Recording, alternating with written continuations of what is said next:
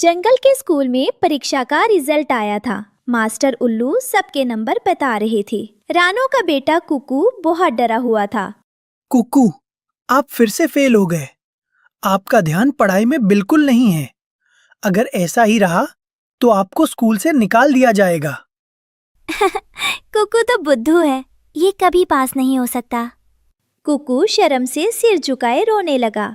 School की छुट्टी के बाद कुकू धीरे धीरे घर जा रहा था। वो इतना दुखी था कि उससे उड़ा भी नहीं जा रहा था। मैं माँ को क्या मुंह दिखाऊंगा? माँ दिन रात मेहनत करके मेरी। दोस्तों, ये रहे हमारी आज की वीडियो के प्यारे सब्सक्राइबर्स और फॉलोअर्स के नाम। प्रभास, कौसर फातिमा, नुमान खान, राशिद, सूरज। जो नहीं चुने गए, चिंता मत करो, अगली बार तुम भी बन सकते हो जंगल के सुपरस्टार। दोस्तों, अगर आप भी चाहते हैं मैं आपका नाम अपनी कहानी में लूं, तो देर किस बात की, जल्दी से कमेंट करके अपना नाम हमें भी। फीस भर दी है और मैं फेल हो गया। मैं एक बुरा बेटा हूँ। कुकू घर पहुंचा और माँ के गले लगकर फूट फूट कर रोने लगा। उसने अपना रिजल्ट माँ को दिखाया। रोते नहीं मेरे बच्चे, नंबर कम आए तो क्या हुआ, हम और मेहनत करेंगे। आप बुद्धू नहीं हो, बस आपको थोड़ा समय चाहिए। खाना खा लो। माँ, मुझे कुछ याद नहीं रहता, मैं क्या करूँ? रानो उदास होकर नीम के पेड़ पर बैठी थी। वहाँ हरिया तोता और गौरी कौवी बैठे बातें कर रहे थे। अरे रानो बहन, सुना है कुकू फिर से फेल हो गया। मेरा जग्गू तो कह रहा था कि कुकू का दिमाग भूसे जैसा है। तुम उस पर पैसे क्यों बर्बाद कर रही हो? उसे मजदूरी सिखा दो। गौरी भाभी, ऐसे मत बोलिए, हर बच्चा अलग होता है। रानो बहन, आप हिम्मत मत हारिए। कुकू के अंदर काबिलियत है, बस उसे सही दिशा और थोड़े आत्मविश्वास की जरूरत है। शुक्रिया हरिया भाई। गौरी बहन, मेरा बेटा एक दिन जरूर कुछ बनकर दिखाएगा। अगले दिन सुबह रानो कुकू की परेशानी दूर करने के लिए पुराने मंदिर में प्रार्थना करने गई। वो बहुत दुखी थी। हे भगवान, मेरे बच्चे की मदद कीजिए। वो मेहनत करना चाहता है, लेकिन उसका आत्मविश्वास टूट गया है। उसे कोई रास्ता दिखाइए। जैसे ही रानो ने आंखें खोली, उसे झाड़ियों में कुछ चमकता हुआ दिखा। वहाँ एक सुंदर सुनहरी पेंसिल पड़ी थी। रानो ने उसे उठाया। रानो, ये एक जादुई पेंसिल है। ये परीक्षा में सब सही लिखेगी, लेकिन इसकी एक शर्त है। ये तभी चलेगी जब लिखने वाला सच्चाई और मेहनत से पढ़ाई करेगा। अगर बिना पढ़े इसे चलाया तो ये गायब हो जाएगी। रानो ने वो पेंसिल कुकू को दी और उसे जादुई शर्त के बारे में बताया। कुकू, ये जादुई पेंसिल है, लेकिन ये तभी जादू दिखाएगी जब आप पहले खुद याद करने की कोशिश करेंगे। चलो किताब उठाओ। ठीक है माँ, मैं वादा करता हूँ, मैं पूरी मेहनत करूँगा। कुकू रोज नदी किनारे जाकर पढ़ाई करता। शुरुआत में उसे मुश्किल हुई, लेकिन जब भी वो अटकता, जादुई पेंसिल हल्का सा चमकती और उसे उत्तर याद आ जाता। अरे, मुझे याद आ गया, ये पेंसिल सच में मेरी मदद कर रही है। जादू पेंसिल में नहीं, मेरे बच्चे की कोशिश में है। कुकू पढ़ाई कर रहा था। वहाँ मोटे लाल चूहा बिल से बाहर आया। उसने कुकू के हाथ में चमकती पेंसिल देखी। कुकू भाई, सुना है ये जादुई पेंसिल है। अगर ये इतनी ही जादुई है तो जरा इससे कहो कि मुझे बिना ढूंढे पनीर का टुकड़ा लाकर दे दे। नहीं मोटे भाई, माँ ने कहा है ये सिर्फ पढ़ाई में मदद करती है, वो भी तब जब मैं मेहनत करूं। रुको, मैं तुम्हें दिखाता हूँ। कुकू ने सवाल दोहराया और पेंसिल ने अपने आप कॉपी पर उत्तर लिख दिया। वाह, लेकिन याद रखना कुकू, शॉर्टकट से सिर्फ पेंसिल चलती है, जिंदगी नहीं। मेहनत जारी रखना। जग्गू और कालू कौवे ने देख लिया कि कुकू के पास एक चमकने वाली पेंसिल है। बेटा जग्गू, कुकू के पास होने का राज वो पेंसिल है। अगर वो पेंसिल तुम्हारे पास आ जाए तो तुम बिना पढ़े टॉप कर जाओगे। जा, उसे चुरा ले। जब कुकू पानी पीने गया, जग्गू ने उसके बैग से जादुई पेंसिल चुरा ली और अपनी साधारण पेंसिल वहां रख दी। जग्गू कौवा पेंसिल चुराने के बाद अपनी माँ गौरी कौवी के पास गया। वो बहुत खुश था। माँ देखो, मैंने कुकू की जादुई पेंसिल उड़ा ली। अब मुझे पढ़ने की कोई जरूरत नहीं, मैं कल टॉप करूँगा। शाबाश मेरे शेर, इसे कहते हैं अक्लमंदी। मेहनत तो गधे करते हैं, हम कौवे तो दिमाग से जीतते हैं। इसे छिपा कर रखना। गौरी ने अपने बेटे को डांटने के बजाय चोरी को बढ़ावा दिया, जो बाद में जग्गू के फेल होने का कारण बना। परीक्षा शुरू हुई। कुकू ने अपना बॉक्स खोला तो देखा उसकी सुनहरी पेंसिल गायब है। वो घबरा गया। दूसरी तरफ जग्गू खुश था और उसने जादुई पेंसिल से लिखना शुरू किया। मेरी जादुई पेंसिल नहीं है, अब मैं कैसे लिखूंगा? माँ को क्या जवाब दूंगा? जग्गू ने बिना सवाल पढ़े पेंसिल चलाई, लेकिन याद है ना, शर्त थी कि मेहनत जरूरी है। जग्गू ने तो पढ़ाई की ही नहीं थी। अचानक पेंसिल जग्गू के हाथ से राख बनकर हवा में उड़ गई। अरे मेरी पेंसिल, ये तो गायब हो गई। मास्टर जी, मेरी पेंसिल उड़ गई। शांत रहो जग्गू, दूसरी पेंसिल लो और लिखो, शोर मत मचाओ। कुकू रोने ही वाला था कि उसे माँ की बात याद आई। जादू पेंसिल में नहीं, कोशिश में है। कुकू ने लंबी सांस ली। उसने देखा कि उसे सारे सवालों के जवाब याद है, क्योंकि उसने रानो के साथ रोज पढ़ाई की थी। मुझे सब आता है, मुझे किसी जादू की जरूरत नहीं है। कुकू ने साधारण पेंसिल से पूरा पेपर लिख दिया। कुछ दिन बाद रिजल्ट आया। कुकू ने क्लास में टॉप किया था। जग्गू कौवा फेल हो गया था, क्योंकि उसने सिर्फ चोरी पर भरोसा किया था। देखा बेटा, असली जादू तुम्हारी मेहनत में था। वो पेंसिल सिर्फ तुम्हें खुद पर भरोसा दिलाने के लिए थी। हाँ माँ, अब मैं समझ गया, मेहनत ही सबसे बड़ा जादू है। रिजल्ट आने के बाद स्कूल के बाहर सभी पक्षी इकट्ठा थे। कुकू के गले में प्रथम स्थान का मेडल चमक रहा था। तभी जग्गू कौवा रोता हुआ कुकू के पास आया। उसके पीछे उसकी माँ गौरी कौवी भी शर्मिंदा खड़ी थी।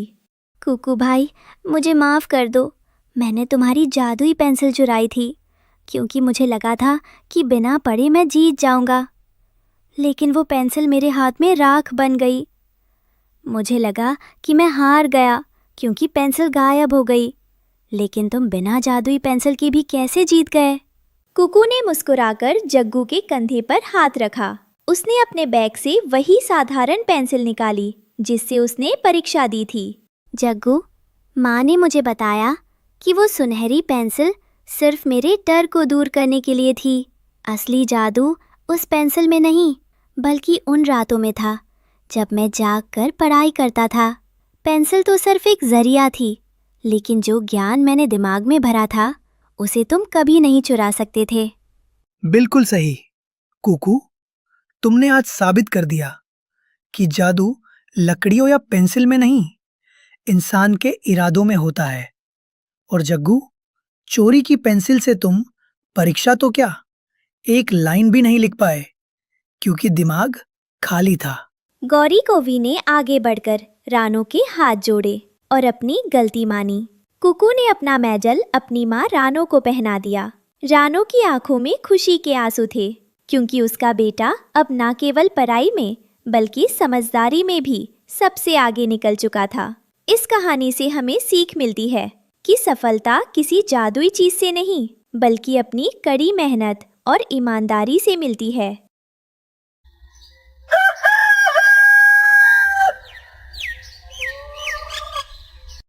जंगल में तेज हवा चल रही थी। रानो चिड़िया अपने पति टुन्नू चिड़ा और बच्चों गुड़िया कुकू के साथ एक टूटे हुए घोंसले में बैठी थी। नीचे बिल्लू बिल्ला घात लगाए बैठा था। म्याऊ। रानो, आज तुम कहाँ भागोगी? मेरा पेट खाली है और तुम मेरा भोजन बनोगी। टुन्नू जी, हमें एक पल भी यहाँ नहीं रुकना चाहिए। ये दुष्ट बिल्ला ऊपर आ रहा है और आप तो जानते ही हैं कि ये कितना क्रूर है। हमें तुरंत यहाँ से उड़ना होगा, वरना ये न केवल हमें बल्कि हमारे प्यारे बच्चों गुड़िया और कुकू को भी खा जाएगा। जल्दी कीजिए। रानो और टुन्नू अपने बच्चों को लेकर उड़ गए। टुन्नू चिड़ा बहुत बीमार और कमजोर थे। वो ठीक से उड़ नहीं पा रहे थे।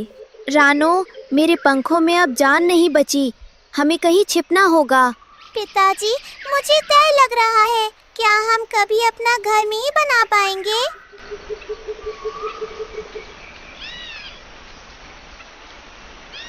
वो थककर नदी किनारे उतरे। वहाँ गीली मिट्टी थी। रानो ने सोचा कि रात गुजारने के लिए यहीं एक कच्चा घर बना लूं। मेरे प्यारे बच्चों, आप बिल्कुल चिंता ना करें। अभी आप पिताजी का ख्याल रखो और उन्हें दिलासा दो। मैं जल्दी से कुछ मिट्टी जमा करती हूँ ताकि हम रात को किसी तरह सुरक्षित रह सकें। एक मजबूत घर बनाना जरूरी है, नहीं तो इस तूफान में और बिल्लू के डर से हम रात गुजार नहीं पाएंगे। थोड़ा हौसला रखो। कालू कौवा और भुल्ला चील झाड़ी के पीछे छिपे देख रहे थे। देखो बुल्ला भाई, रानो पागल हो गई है। नदी किनारे घर बना रही है। बिल्लू बिल्ला इसे आसानी से ढूंढ लेगा। सही कहा कालू। मैं अभी जाकर बिल्लू को खबर देता हूँ। आज इनकी आखिरी रात होगी। रानो मिट्टी उठा ही रही थी कि उसने देखा पानी में एक छोटी सी रानी चींटी डूब रही है। वो तड़प रही थी। बचाओ, कोई मेरी मदद करो, मैं बह जाऊंगी। अरे नहीं, देखो पानी में एक नन्ही जान फंसी हुई है। मुझे उस बेचारी छोटी सी रानी चींटी को बचाना होगा। घर तो बाद में भी बन जाएगा, पर पहले इस नन्ही जान को बचाना सबसे जरूरी है। मैं अपनी जान खतरे में नहीं डाल सकती, पर किसी और को डूबते हुए भी नहीं देख सकती। रानो ने एक सूखा पत्ता पानी में फेंका और रानी चींटी को उस पर चढ़ाकर बाहर निकाल लाई। रानी चींटी की जान बच गई। रानो बहन, आपका बहुत बहुत शुक्रिया। आज आपने अपना घर छोड़कर मेरी जान बचाई है। मैं आपकी ये मदद कभी नहीं भूलूंगी। इसमें शुक्रिया कैसा मेरी प्यारी बहन। जान बचाना तो हर किसी का फर्ज होता है, लेकिन हाँ, मुझे इस बात का डर है कि आज रात बिल्लू बिल्ला मेरे परिवार को नहीं छोड़ेगा। मैंने जो थोड़ा बहुत मिट्टी का घर बनाया है वो बहुत कमजोर है और तेज हवा भी इसे तोड़ देगी। मैं बस यही सोच रही हूँ कि अपने बच्चों को कैसे सुरक्षित रखूंगी।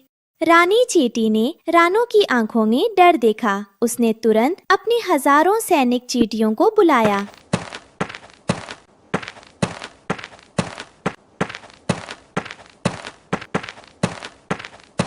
मेरी सेना, रानो बहन ने मेरी जान बचाई है। आज हम इनके लिए ऐसा घर बनाएंगे जिसे कोई बिल्ला या चील नहीं तोड़ पाएगा। हम अपनी विशेष लाल मिट्टी का इस्तेमाल करेंगे। देखते ही देखते हजारों चींटियां काम पर लग गईं। रानो और टुन्नू हैरान होकर देख रहे थे। चींटियां अपनी लार और लाल मिट्टी मिलाकर एक दीवार खड़ी कर रही थीं, जो सूखने पर पत्थर जैसी सख्त हो जाती है। रानो, ये तो चमत्कार है। इतना मजबूत घर तो मैंने आज तक नहीं देखा। माँ, ये घर तो किले जैसा लग रहा है। उधर कालू कौवा बिल्लू बिल्ला को रास्ता दिखा रहा था। कालू, अगर आज शिकार नहीं मिला तो मैं तुझे ही खा जाऊंगा। डरिए मत बिल्लू भाई। रानो नदी किनारे बैठी है। उसका कच्चा घर आपके एक पंजे से टूट जाएगा। बिल्लू बिल्ला रानो के नए घर के पास पहुंचा। उसे लगा ये साधारण मिट्टी है। रानो और बच्चे अंदर डर के मारे दुबके हुए थे। म्याऊ, रानो बाहर निकलो, वरना मैं इस घर को तोड़कर अंदर आ जाऊंगा। रानो ने अंदर से दरवाजा बंद कर लिया। बिल्लू बिल्ला ने पूरी ताकत से घर की दीवार पर पंजा मारा। हराम! लेकिन दीवार नहीं टूटी, उल्टा बिल्लू के नाखून मुड़ गए। म्याऊ, ओई माँ, ये मिट्टी है या लोहा? मेरे पंजे दुख गए। बिल्लू ने फिर सिर से टक्कर मारी, लेकिन उसे ही चोट लगी। तभी रानी चींटी ने इशारा किया और हजारों चींटियों ने बिल्लू की पूंछ पर काटना शुरू कर दिया। बिल्लू बिल्ला और कालू कौवा डर और दर्द के मारे भाग गए थे। सुबह का सूरज निकला। रानो का परिवार सुरक्षित था। रानी बहन, आज आपके छोटे से आकार ने वो कर दिखाया जो बड़े बड़े जानवर नहीं कर पाए। आपने हमें नया जीवन दिया है।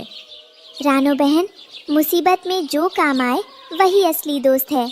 आपका ये मिट्टी का किला हमेशा आपकी रक्षा करेगा। रानो, टुन्नू और उनके बच्चे अब अपने अभेद्य किले में खुशी से रहने लगे। बिल्लू बिल्ला, जिसका मुंह और पंजे सूज गए थे, गुस्से में कालू कौवा को ढूंढ रहा था। कालू एक चट्टान के पीछे छिपा कांप रहा था। कालू, बाहर निकलो। तुमने मुझसे झूठ बोला था। तुमने कहा था कि वो घर मिट्टी का है, लेकिन वो तो लोहे से भी ज्यादा सख्त था। तुम्हारे कारण आज मेरी ये हालत हुई है। माफ कर दीजिए बिल्लू भाई, मुझे नहीं पता था कि उन छोटी चींटियों में इतना जादू है। मैं तो बस आपकी मदद करना चाहता था। मदद? तुमने मुझे पिटवाया है। अब मैं तुम्हें नहीं छोड़ूंगा। बिल्लू ने एक लंबी छलांग लगाई और कालू कौवा अपनी जान बचाने के लिए आसमान में टेढ़ा मेढ़ा उड़ने लगा। कुछ दिनों बाद जंगल में बहुत भयंकर बारिश और तूफान आया। बड़े बड़े पेड़ हिल रहे थे और कई पक्षियों के घोंसले टूटकर गिर गए।